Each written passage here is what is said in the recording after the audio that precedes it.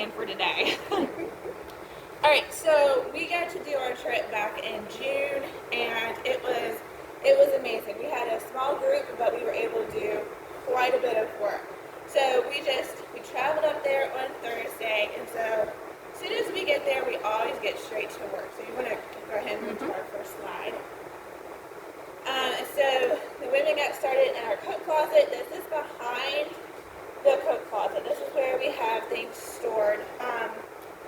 Restoration Ministries with Tom has set this kind of store up for the people of Matoaka to be able to come in and get food, clothing items, household items, and they don't charge. And it is just a come and get what you need kind of service for the most part. And so whenever we get donations and things, a lot of it gets sorted through, and this is where it goes. People in Matoaka are pretty transient, which means that some families come in and some move out. So we never know really who's going to be there. There's a couple of families that are solid and stay, and we'll introduce you to them soon.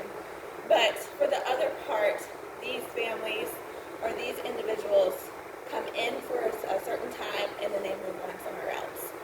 So this is a great mission because we're able to reach these people that need something, and Tom and Teresa and other people in the community are able to fill that need through these donations, and it doesn't go without words spoken. So this is where we are sorting through clothes. We are unfortunately having to trash a couple things just because of the conditions that are there, and so we try to keep everything in plastic tubs. And so this is where we got started when we first landed in Matoaka. We'll go ahead and move to the next one. So Caden is our sock boy. Every time we go, there is always tons and tons of socks that have to be clipped and matched and sorted. And he goes straight to work. So he is awesome. He always comes in ready to work with the socks. And so he will work with these socks for hours. And so we are blessed to have him because none of the adults really want to sit there clipping all the individual little plastic pieces on all the pairs of socks that we get. But he does it with a smile on his face, and he never gets tired of it. All right. And our guys got started in the church. So we had a huge project, but God blessed this project completely all the way through. Because we were just not sure how we're going to be able to get this all done in one trip. We needed to take up the old carpet and get new carpet down. There were pews down, there's pulpits. We weren't sure of the condition of the subfloor underneath, but it was completely blessed. Not only did we get money to have the carpet installed, but when the guys came in, they took up everything, they moved it out to one side.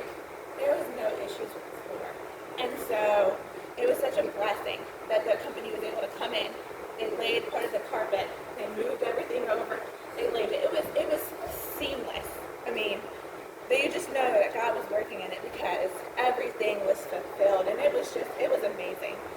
And so along with that, there was a couple other projects. There was painting, there was chalking a lot, so everyone had a part to fill. There was a laminate floor that went down in the first part of the church. I didn't get pictures of that because that happened before we got there, but you have heard of the deans that have come to sing. It was their family and some of their friends that came and put down that flooring like Tuesday, Wednesday before we got there. So they were able to get that project done. So we came in and were able to help kind of finish it up. All right, I'm going to go to the next. So that is the flooring that the Deans were able to put in, and it just really helps brighten up the church and give it a facelift, because the money that usually goes in goes straight to the people, and the church doesn't really get the facelift that it really needs to be able to help kind of keep things, spruced and looking well. And over here is a picture of Pastor Tom. We had texted you guys. He had been in the hospital earlier that week. He was helping move something, and when he came out, he came down wrong on the step. He didn't realize he had fractured his ankle. And so a couple days later, when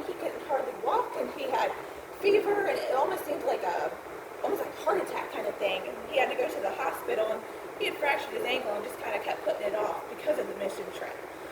So he was down on the floor painting and putting flooring in and everything. So he was forced to slow down a little bit. So he had to learn his own lesson during the mission trip. But that is him over there, and some of the guys working in the church. Okay? And this is all in one day. So when I say we hit the ground running, there is little downtime. And so they have people working, getting pews moved, and then later in the afternoon, the kids are able to go up to the mission room, the mission loft, where we get to stay, and there's games and all sorts of different things to do up there. And so it's a great fellowship time for people. They get to rest and recharge for the next day. So we are blessed to have this space that has been furnished by donations and just the love of people just sending things. And so we are able to do this without having to pay money to stay. And this Tammy, she always provides a huge meal for breakfast, lunch, and dinner. She cooks from the time you get there to the time you leave. And so there's never any, I'm hungry. You never hear that. So she works hard the whole time that we are there.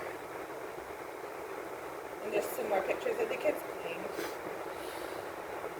The next day, we had to finish up the church. They were laying down carpet still, and so some of the guys worked on the gutters. And this is Mr. Roby. He is part of, I think that's correct. It's kind of a far-off shot. Roby? Yeah. In this picture. Okay. I wanted to make sure I was correct. Mr. Roby, he is a sweet, sweet man. He comes and checks on us, and he will take the trash for us, and among a lot of other things. And he was just kind of telling us that he was in a decision of what he needed to do next. He was finding out that his health isn't as great as it used to be, and his job he wasn't going to be able to do, so he was filing for another position at the school system. And so he was just like, will you think of me and just help me get, where I need to go next, because I know I can't keep doing this one thing.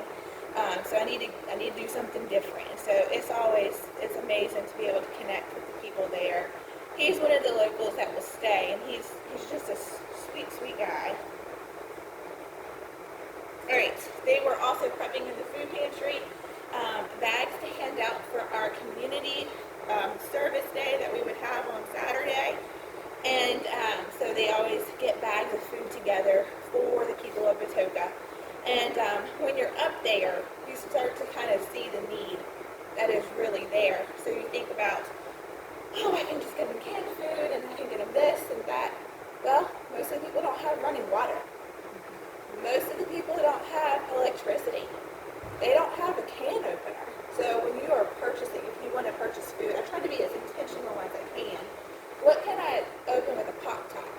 What can I eat that's not going to be too yucky, just room temperature? Or maybe not even with utensils. When I show you pictures later, some of the buildings where people were living that were not in great shape, they were being torn down. So they weren't even having places to stay. So the more you go up, the more you get to be more intentional with the purchases and the things that you bring, because they don't have anywhere to store stuff.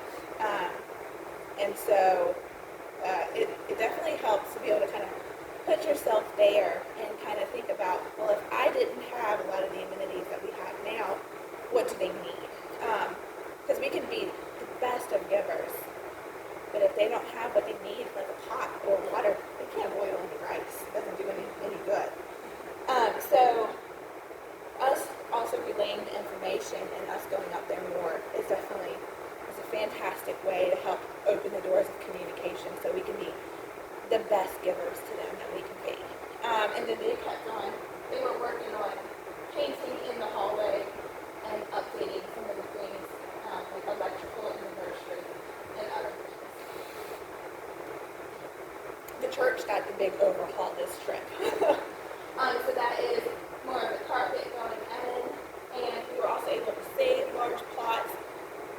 When they ordered, so we were trying to think of we can put this in the nursery, or we can put this in the office, and so we were kind of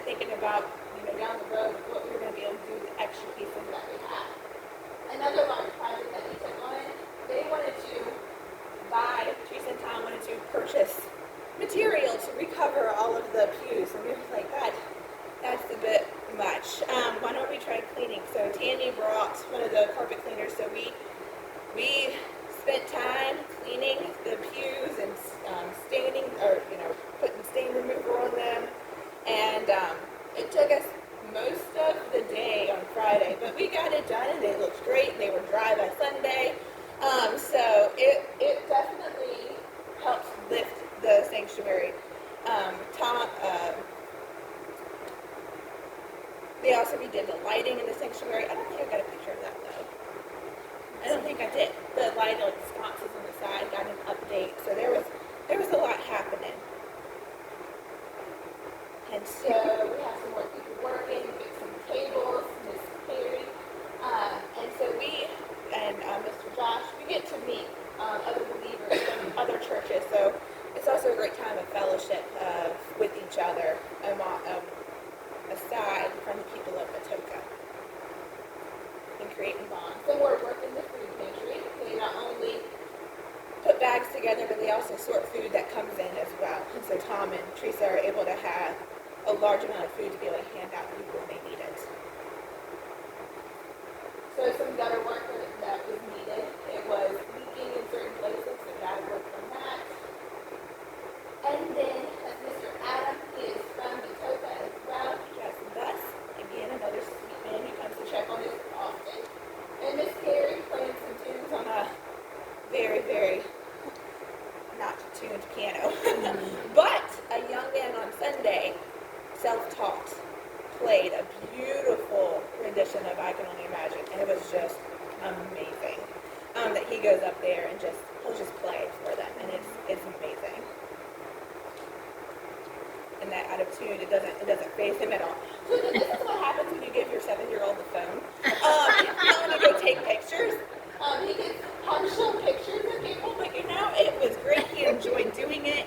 Tammy was explaining to me how to use the carpet cleaner for the stain remover for the pews. Otherwise, I don't think I'd be in any pictures. And so he got so he took the liberty to take a picture of himself too. So yes, we worked for a long time using that thing, and we would take it out and we would dump it, and then we'd go back down to the basement, fill it back up again. And we did that multiple times among people bringing in carpet and putting pews back together, and they had to kind of rig some of them because they were broken, so it all worked out. So these are some pictures of Matoaka, because I wasn't sure if everyone had remembered or seen the town. If you drove by this, which a lot of people do, you would never know anyone was living there. Because they don't go out at night most of the time. They don't go out during the day, they go out during the night. And a lot of the buildings are kind of broken down or in the process of breaking down. So this kind of section over here is where we have reason to the truck.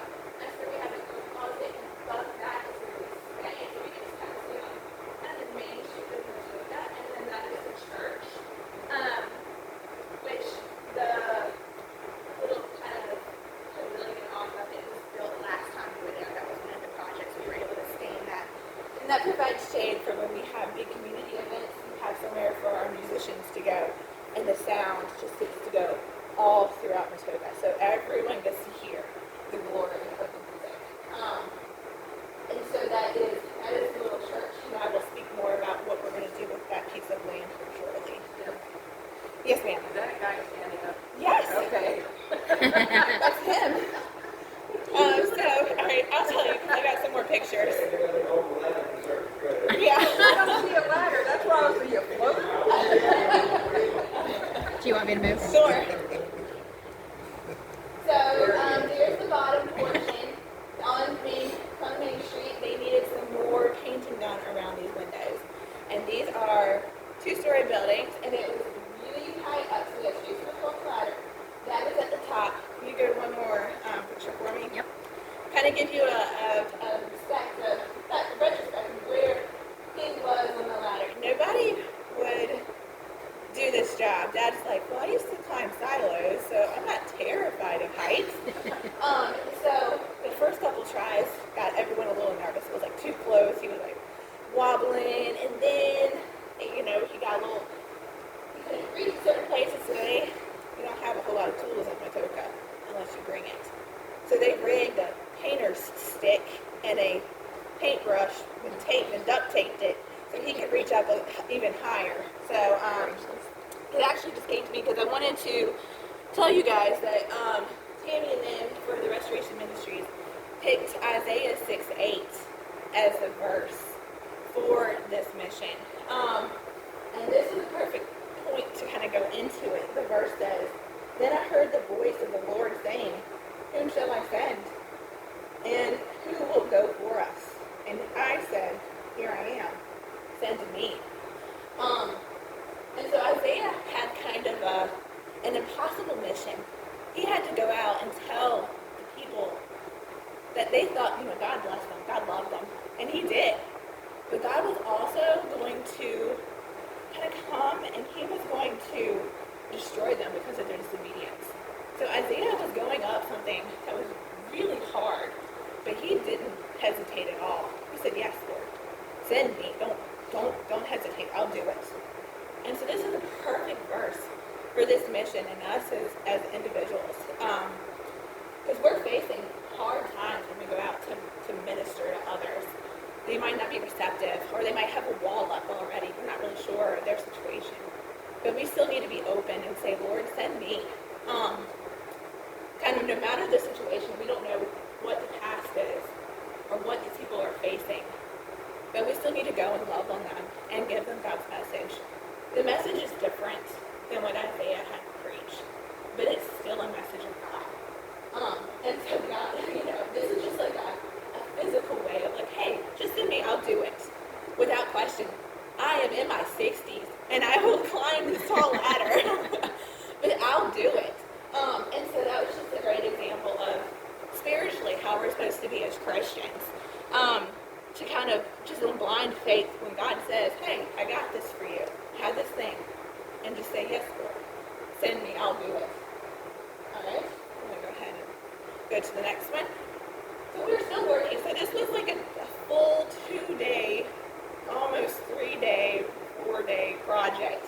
So we had to put the church back together after it had been ripped up and put back beautifully with the carpet. And so they had to figure out then how to put all the trim back. And sometimes things didn't necessarily match up quite like they did before. And so they spent time and they screwed everything back down to get everything ready for Sunday. And so another blessing that we had is there is this plot of land kind of across the road from the church. And whenever we do have events, there's not a whole lot of parking. So they were able to purchase this plot for parking. So Miss Carrie was out there with a metal reel, magnetic reel, to pick up whatever debris and other things that sometimes accumulate on this property. She was able to pick it up so that way people could park there and get it cleaned up for the coming events, because Tom is planning for growth. And they're growing every time we go up there. There's new families coming. And so it's just amazing how God is working out there. So then this is Saturday. This is our big community day. The kids were working on putting little packages together for the children there in Matoaka. And so it's just a joy to see the kids go up there and do the work as well. Because the love and innocence of a child is just amazing to see. And because they definitely love without conditions. And so everyone was kind of working on the back end of things, prepping for our community day. And so there's Pastor Tom finally taking everyone's advice and sitting down and submitting that he had to take a rest. He doesn't want to slow down. He said, this is my mission. This is what God has told me to do. And we were like, yes, but you also have to rest. God will put things in your way sometimes when you just have to take a moment and rest. So finally, after a day or so, he listened to us. And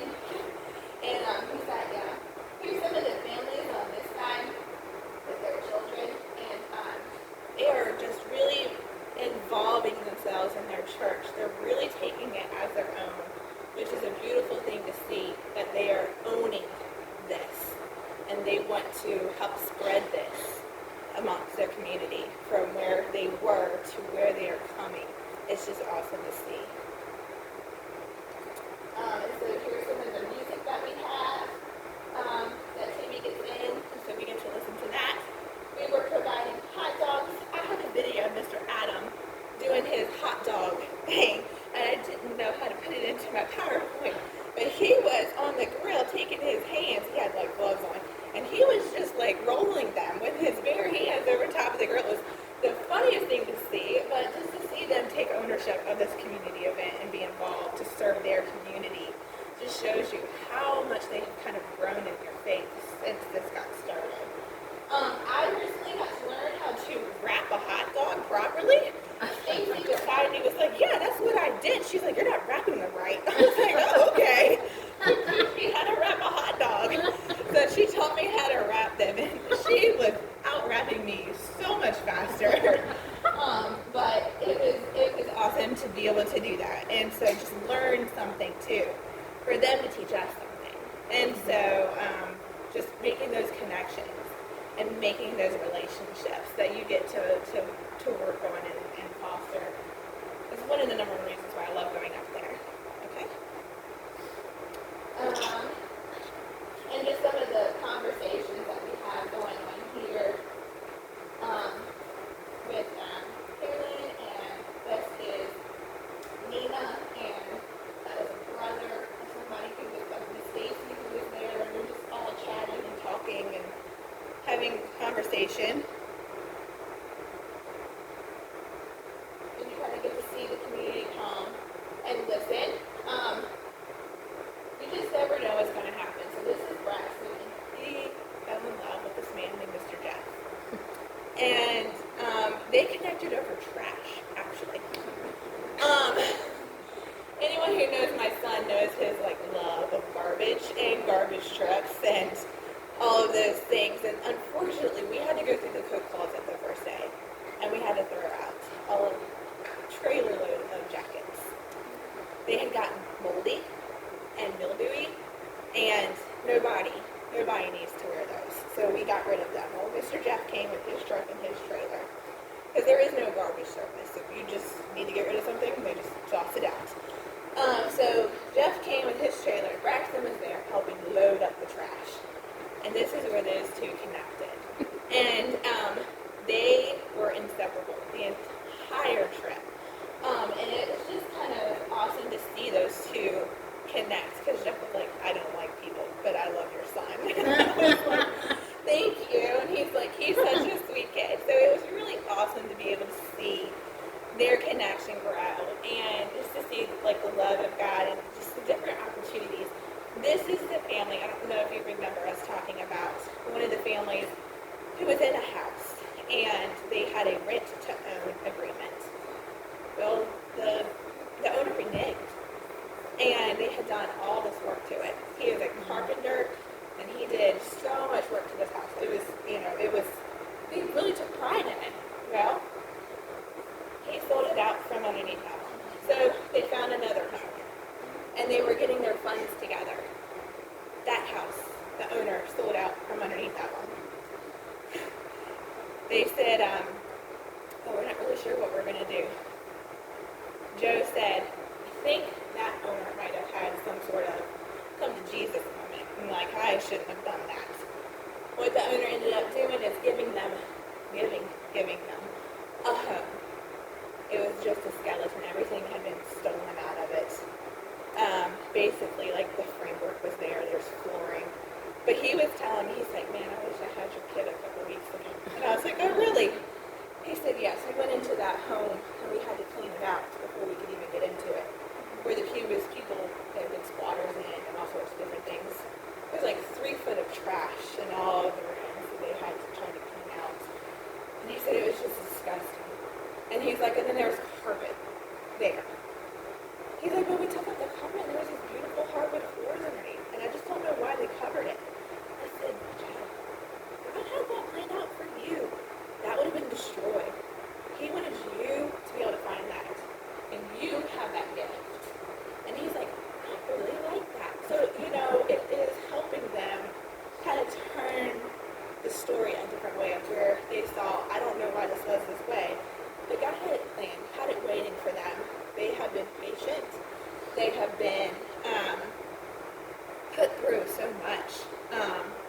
they were close to getting things kind of moving again. Restoration Ministries has been able to give them wiring for the house, and there's cabinets, and so it's starting to come back together. And he also was like, well, I'm taking stuff from my old house, that's mine. So, and so they're putting it back together. They were actually in the process of trying to get the panel finished hooked up so they could get the electrical to it while we were there. But it's just really sweet to see, one, how a child can also minister. I told myself I wasn't going to get upset. But to see your family, your little ones, carry out the gift of God everywhere is really emotional. Next slide, please. So there's just some more people in the community enjoying the music. We have cornhole, so you get to connect with the people over different games and different things, and just be able to talk to them. Yeah, so there's some more cornhole going on there. Alright, so this is like the famous diner trip. Every time we get together. Now it's a tradition. And the kids absolutely love it. And now they go just to challenge themselves. Now at this point, there's this banana split that we tell them if you eat your dinner, we'll let you have dessert. Well, this banana split is literally like this long. It's huge. And so Braxton was like, yes, Mom, I want this. Hayden's like, I'll share it with you. I think Braxton got maybe 3 bites. He's like, I'm not. Hayden finished it now. Christian, he got one of his own. He ate every last bite of that sundae. I could not believe that he ate, after a full dinner, he ate that entire dessert. So that is now like the standing tradition of like who can finish the ice cream sundae at the end of Saturday at Dolly's Diner. So there's everybody enjoying their things. Most of us have to share our dessert after dinner. So here's some more pictures of Matoaka on the right side. That building is going to not be there next time we go. It was being torn down by the state. They came in, offered the people there an opportunity to go to Princeton to have housing, but they had a stipulation that they had to stay clean. So a couple people took it, a couple people decided that was not their option currently. But you can hear they were going in with chainsaws and cutting out wood and other things inside of this building. It was literally just brick walls basically left. They were going in with sawzalls and cutting up steel beams. They were determined, because I would not take a sawzall to cut a steel beam. And so they were just going in kind of pulling out all the pieces before the state came in and took down that building. Oh, wait, sorry. I'm going to go back one more time for me. I don't know how to go back. Right there. Hey, you're smart.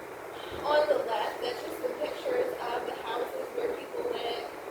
A lot of them, the windows are tarped over. The renters, so people who own the homes, don't really keep up the homes really great. So people are paying rent for kind of like a shell of a house. And that's kind of what they're stuck with right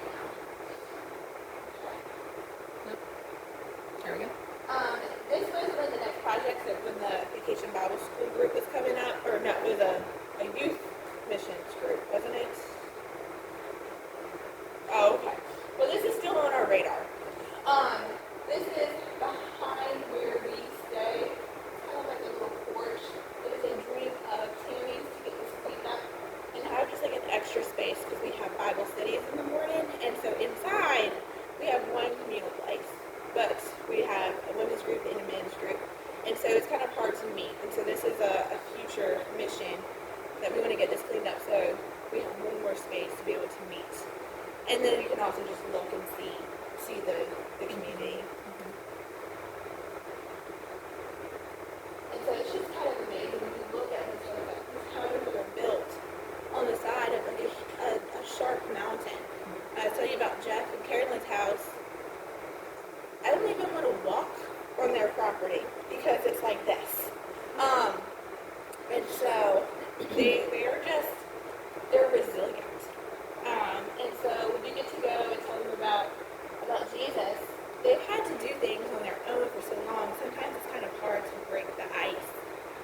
things have been so hard, or they've had to just kind of survive through pure grit, to be able to give that up and turn it over to something that they can't see is sometimes a hard barrier, but you can kind of keep chiseling a little bit at a time, and you get to see that love kind of bust open and break through. Ready? I think that might be I think that's it. the last one. So we actually have some things coming up here, not only in our church. I was able to speak with Pastor Tom and some of the community members at the church. And something that we're going to do as Berea is we're going to raise some money. We're going to purchase a small playground for the church. So I don't know if you remember, if you can go back and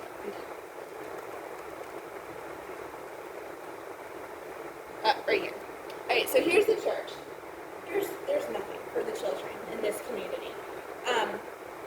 They talked about putting a town playground in, but then the parents were like, we don't really know if we feel safe going to like the middle of the town. So I talked to the parents, and they said yes, we would love to have something for our kids to be able to go to and feel safe and everything. So we're going to work on getting a small playground set for them, and we're going to kind of put it a little bit behind where you see the pavilion right there in that grass area. And so they are very, very excited about this. Something as simple as some swings and a slide. I want to definitely make sure we work with Pastor Tom. The only concerns that some of the members had is they didn't want somebody to start coming in and trying to live in it. So when we look at the playground to purchase, we need to make sure that there's no like little playhouse on it or like sandbox area where someone could try and like stay there for a while. And so that is something we're going to be working on. On September 9th, the youth are going to be part of our Agape Cafe again to help raise funds for this playground set, and then Lou said the church is going to help match so we can get this purchased. And they definitely want to push. They want to try to get it in going up October 13th, 14th, and 15th. That like Friday, Saturday to go up and set up the playground for the people to be able to enjoy before it gets very cold up there. And then the next mission trip with Restoration Ministries is November 16th, 17th, 18th, and 19th. That is the annual coat drive, and then also the Thanksgiving meals that will be handed out to the community. And so I can give dates. So if anyone's interested in those dates again, I can give those to you. So October is just our church doing a mission in Matoaka, and then November is the Restoration Ministries mission, which we will get the group together. I'll have to bow out this time, so I will send someone in my place. I've been told I can't go. A little too close to due date. And so those are the things that we have coming up for West Virginia. So if you feel called, you can see me if you would like to go on these trips, or if you would like some more information about it. You need to pray about it, but say I'm interested, definitely let me know. I'll start getting sign-up sheets up on the piano for the October trip and then for the November trip, so you can get those set up. Last thing, it's not Matoaka related, but the kids put together these seed bombs in a vacation Bible school, so everyone is welcome to come up and get a couple for yourself and to hand out. These are little seed bombs that you plant, and you get to watch the wildflowers grow. It's just a little outreach from them. So that is our mission talk for today. Thank you.